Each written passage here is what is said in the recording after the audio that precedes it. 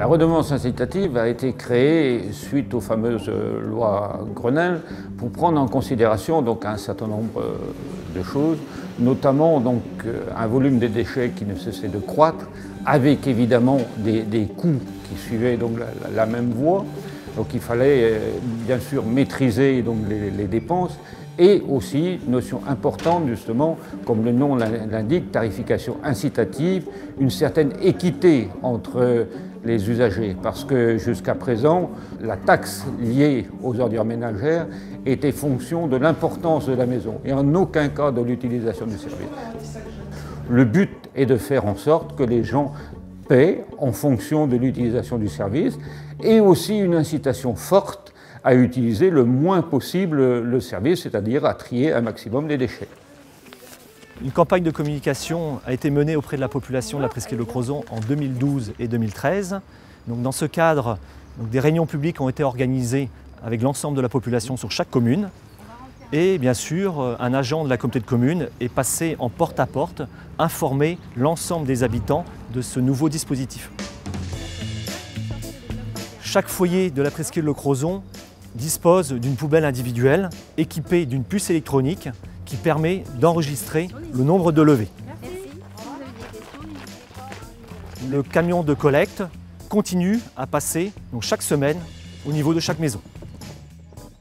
Pour les presqu'îliens ne pouvant pas posséder un bac individuel, ils ont accès à une colonne semi-enterrée disposée donc, à proximité de leur maison et qui leur est réservée.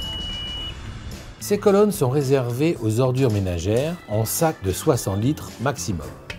Leur ouverture se fait grâce à une carte à retirer à la communauté de communes. Les gens quittant la presqu'île en dehors des jours de collecte de leur bac individuel ont la possibilité de déposer leurs ordures ménagères dans les colonnes semi-enterrées à Kerdanvez, au Maros et à la gare d'Argol. Les camping-cars ont une colonne semi-enterrée qui leur est destinée dans les aires qui leur sont réservées. Jusqu'en 2014, les habitants de la presqu'île de Crozon étaient assujettis à la taxe d'enlèvement des ordures ménagères, donc qui est basée sur le foncier bâti, c'est-à-dire sur des critères qui dépendent de la surface et de l'emplacement de la location. Les élus ont décidé de supprimer cette taxe d'enlèvement des ordures ménagères qui n'a aucun rapport avec la production de déchets. Elle est remplacée par une redevance incitative. Donc cette redevance tient compte du volume du bac ainsi que du nombre de levées. La part fixe comprend l'abonnement service, soit le coût des camions, du personnel, de la déchetterie, ainsi que le coût de 15 levées. La part variable se compose de levées supplémentaires facturées au même tarif unitaire. Ces 15 levées inscrites dans la part fixe ont pour but d'éviter les comportements inciviques comme le brûlage ou les dépôts sauvages. Une ouverture de colonne semi-enterrée compte comme une demi-levée de bac. Cela veut dire que 2 ouvertures de colonne correspondent à une levée de bac. Les sacs jaunes resteront gratuits pour inciter les gens à trier leurs déchets. À partir de 2016, l'accès en déchetterie se fera grâce à la carte d'accès déchets. Cette carte est la même qui permet l'ouverture des colonnes semi-enterrées. 15 visites annuelles en déchetterie seront incluses dans la part fixe de la redevance. Au-delà, la visite sera facturée 5 €. Le dépôt de déchets verts restera illimité et ne sera pas facturé. S'il le souhaite, l'usager pourra repartir avec du compost. N'oubliez pas d'informer le service déchets de la communauté de communes de tout changement de propriétaire ou de locataire.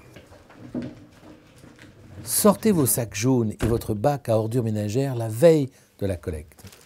Le couvercle doit pouvoir se fermer normalement sans que les sacs soient tassés à l'intérieur. Si le bac déborde ou si vous laissez un sac poubelle à côté du bac, une levée supplémentaire vous sera comptabilisée.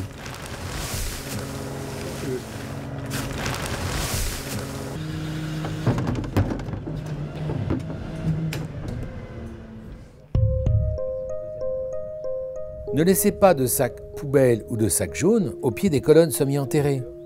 Rappelez-vous que l'abandon de déchets dans un lieu public ou privé est un délit qui peut donner lieu à une amende allant de 450 à 1 500 €.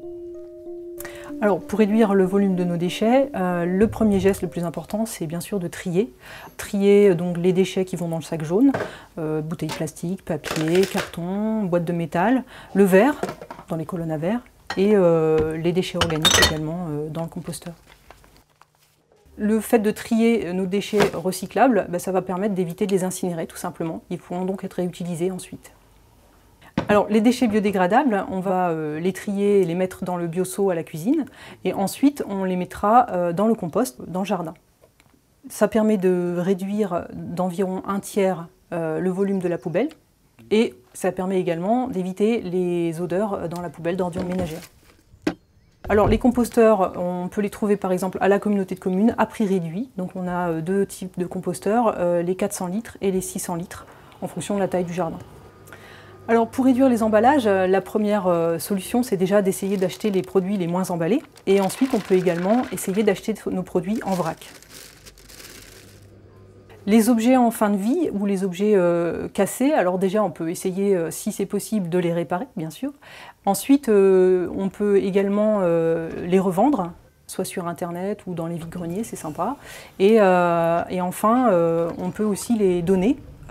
Comme par exemple en allant les déposer à la recyclerie de Quart-d'Envèze. Alors la recyclerie, c'est un endroit où on va déposer des objets dont on ne veut plus, qui vont être réparés et nettoyés et revendus à des petits prix pour tout le monde. Alors l'opération couche lavable, c'est en fait la communauté de communes qui va donner une aide de 50 € pour l'achat d'un lot de 12 couches lavables. Alors il faut savoir qu'une vingtaine de couches lavables, ça va remplacer environ 4 à 5 000 couches jetables. Donc ça permet quand même de réduire d'une manière conséquente le volume de la poubelle.